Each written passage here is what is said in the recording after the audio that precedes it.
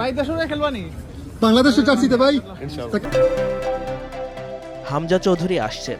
বাংলার ফুটবল ভক্তদের দীর্ঘ অপেক্ষার অবসান হতে যাচ্ছে অবশেষে।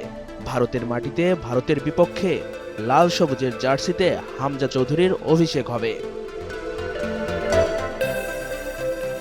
এর আগেও বাংলাদেশে এসেছেন হামজা, তবে এবারের আগমন বিশেষ।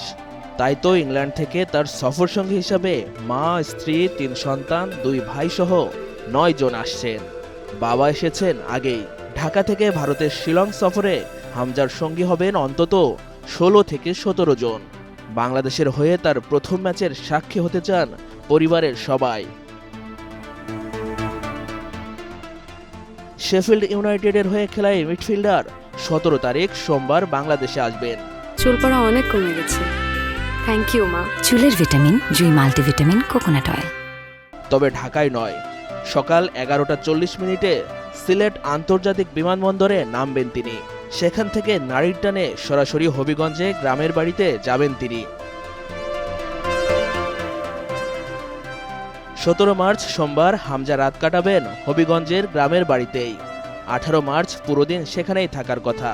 এরপর শেষ ফ্লাইট ধরে আসতে পারেন ঢাকায়ও। তবে তার পুরোটাই হামজার ইচ্ছার উপর নির্ভর করছে, জানিয়েছে বাফুফে। 19 তারিখ ঢাকায় এসে ব্যস্ত সময় পার করতে হবে হামজাকে।